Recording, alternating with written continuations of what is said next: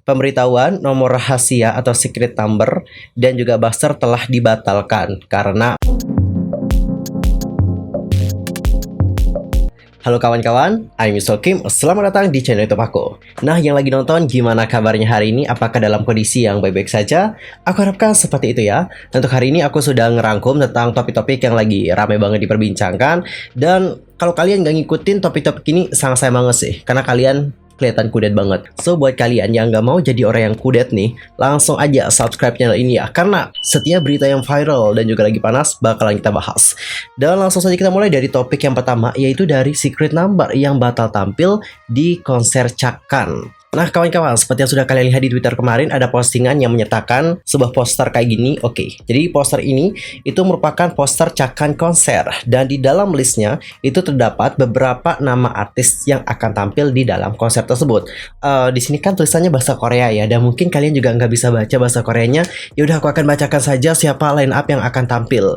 Nah, untuk artis yang akan tampil itu ada Horazo, lalu ada juga Mighty Mouse, next ada Chae Eun Jong, lalu ada juga Soji, J-Kids, ini banyak banget. Kita langsung skip yang ke bagian terakhir, ada Buster dan juga secret number. Dan untuk konser ini seperti yang sudah tertera di bagian bawahnya, itu akan diadakan di Itaewon Holding Village Festival, yakni pada tanggal 15 sampai pada tanggal 16 Oktober. Waduh, bentar lagi dong. Ini udah tanggal 12, 13, 14, 15, 16. Ya tinggal 2 hari lagi deh konser ini akan segera dilaksanakan. Dan tentu para Loki juga senang dong ya, karena secret number juga waduh rame banget nih jobnya gitu ya kan. Belum lagi ke Jepang, nanti ke Indonesia lagi, sekarang di Korea lagi gitu ya kan, pada tanggal yang 15 dan juga 16-nya. Tapi teman-teman, menjelang acara ada sebuah pengumuman yang sudah disampaikan oleh pihak Chakan konser.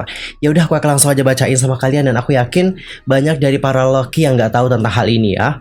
Oke, ini aku kutip dari Facebooknya langsung ya, Facebook dari Chakan Concert. Mereka itu nggak aktif di Instagram, jadi aku kepoin di Facebook, ternyata di Facebooknya emang ada. Nah, di sini seperti yang sudah kalian lihat, udah aku terjemahin juga nih ke dalam bahasa Indonesia ya, dari bahasa Korea aku terjemahin ke dalam bahasa Indonesia. Sampai jumpa di Itaewon, kiss kiss kiss. Pemberitahuan nomor rahasia atau secret number dan juga buzzer telah dibatalkan karena mengadakan acara. So, dari hal ini dapat kita simpulkan bahwa secret number dan juga buzzer nggak bisa tampil di Chakan konser. Hal itu mungkin dikarenakan mereka ini punya acara lain kali ya, atau acaranya bentrok gitu ya kan, ya nggak sih? Jadi dikarenakan hal itulah mungkin mereka nggak datang.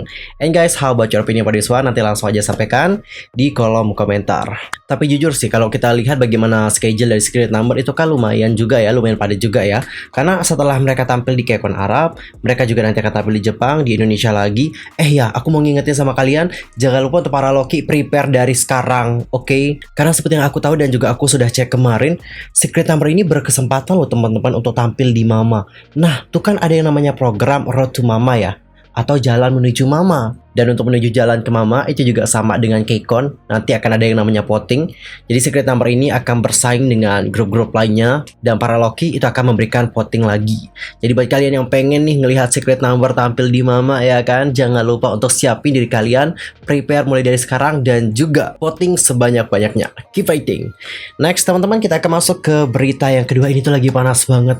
Kalian tahu gak sih bahwa baru-baru ini ada idol K-pop yang dituduh melakukan pencurian mobil? Waduh, kok bisa kayak gitu ya? Ya udah, untuk lebih jelasnya aku akan langsung bacakan saja bagaimana detail ceritanya. Karena aku juga nggak mau salah ya. Takutnya aku nanti salah ngomong, bukan berarti aku nggak tahu ya teman-teman gimana ceritanya. Aku udah baca juga, aku udah hafal. Tapi karena aku juga takut ada salah satu kata, ya udah, supaya lebih detail kita langsung aja bacain. Nah kawan-kawan, untuk identitas dari idol yang dimaksudkan adalah Shin Hye Song yang merupakan member dari Shinhwa dengan nama asli Jong Pil Gyo. Dan untuk informasi saja, Shinhwa ini merupakan salah satu boy group generasi pertama yang namanya juga cukup besar teman-teman. Dan bahkan sampai sekarang mereka itu tetap berkarir loh. Wow, dia bangga sih. Dan setahu aku ya teman-teman, Shinhwa ini bukannya grup SM Entertainment ya dulu. Tapi setelah habis kontrak nih, mereka kalau nggak salah udah keluar juga dari SM Entertainment. Namun meskipun udah keluar, dan juga kalau nggak salah nih seingat aku ya, mereka itu kayak mencar-mencar gitu loh teman-teman ya, di satu agensi. Tapi meski demikian mereka juga tetap kok jalin kerjasama, dan juga bahkan untuk grupnya sekarang masih juga tetap berjalan. Comeback lagi tentang masalah pencurian mobil. Kenapa Shin Hye Song ini dapat disebutkan telah mencuri mobil? Nah, di sini agensinya sudah menjelaskan lebih lanjut seperti ini. Shin Hye Song pada jam 11 malam kemarin itu berkumpul sama teman-temannya di sebuah restoran. Dalam keadaan mabuk, dia jalan ke palet parking. Petugas palet parkir itu kemudian memberinya kunci mobil, lalu ia mengendarai mobil tersebut.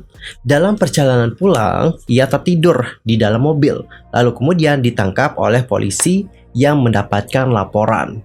Di sini agensi kembali menuliskan tidak ada alasan yang membenarkan tindakan Shin Hye-sung Dwi. Dwi ini dalam artian mengemudi sambil mabuk dan juga mengendarai mobil yang tidak diketahuinya milik siapa karena dalam keadaan mabuk. Kami juga mohon maaf kepada semuanya. Oke, jadi sekarang sudah clear ya teman-teman, kenapa Shin Hye-sung itu disebutkan mencuri mobil. Hal itu dikarenakan tukang parkirnya yang salah ngasih kunci mobil. Nah, mungkin di sini ada yang teman-teman nggak tahu gitu ya kan, kalau di Korea sana ataupun di luar negeri seperti yang aku tonton dan juga sering aku lihat, mereka biasanya pas mau ke restoran, mau ke hotel dan sebagainya, itu kunci mobil diserahkan kepada tukang paletnya atau palet parkingnya teman-teman. Nah, nantinya palet parking inilah yang akan memarkirkan mobil mereka. So kawan-kawan, entah siapa yang salah, apakah Shin Hye-sung atau tukang parkirnya ya. Tapi menurut aku kedua-duanya juga sama salah sih. Tukang parkirnya nggak teliti sampai salah ngasih kunci mobil. Lalu untuk Shin Hye-sung juga salah juga sih. Yang namanya mabuk gitu ya kan, kendarai mobil juga wah salah banget teman-teman. Dan sekedar untuk informasi saja ya, masalah Dwi atau masalah mengendarai mobil sambil mabuk di Korea Selatan itu bukan kesalahan sepele loh teman-teman. Bahkan ada beberapa idol K-pop yang karirnya hancur dikarenakan masalah mengemudi sambil mabuk. For the example, ada salah satu member dari Bigton, ada yang tahu nama membernya siapa? Itu seperti berita yang aku baca terakhir kali ya, itu sudah keluar dari grup loh teman-teman. Jadi jangan sepelekan ya masalah mengemudi sambil mabuk. Karena masalah mengemudi sambil mabuk itu emang bukan masalah sepele. Karena biasanya orang-orang yang mabuk gitu ya teman-teman, konsentrasinya juga kan kurang. Takutnya kalau mereka mengemudi sambil mabuk, ini akan membahayakan pengendara lain. Bukan hanya mereka sendiri yang membahayakan dirinya, tapi orang lain juga dibahayakan teman-teman. Jadi intinya adalah kalau berkendara itu jangan minum-minum, supaya semuanya juga aman tentram gitu. Next kawan-kawan, kita akan masuk ke topik yang ketiga, yaitu tentang fans yang tidak senang ketika Hyuning Bahi terus ditanya mengenai kakaknya, yakni Hyuning Kai TXT. Ya, kalian semua juga pasti pada tahu dong bahwa Hyuning Bahi dari awal debut itu kan selalu dikait-kaitkan dengan Hyuning Kai. Kenapa dia dikaitkan dengan Hyuning Kai? Karena Hyuning Kai ini kan merupakan kakaknya Bahi. Bahkan saat di program Girls Planet gitu ya kan, dia juga sudah ditanya tentang, oh kamu kakaknya, bukan kakak, oh kamu adiknya Hyuning Bahi ya? Kok Hyuning Bahi? Salah. Oh kamu adiknya Hyuning Kai ya? Mungkin kalau sekali dua kali Bahi ditanya tentang kakaknya is okay sih ya teman-temannya. Tapi Bahi ini kerap kali ditanya gitu mengenai Hyuning Kai gitu, nggak sekali dua kali gitu, tapi ini juga kerap kali terjadi. Dan kawan-kawan sebagai penggemarnya Bahi itu pasti udah pada tahu banget bahwa sejak awal nih Bahi itu kerap kali mendapatkan komentar-komentar buruk, dan bahkan paman dari Bahi juga bilang bahwa Bahi ini tahu gitu tentang komentar-komentar jahat dan juga buruk yang dia terima.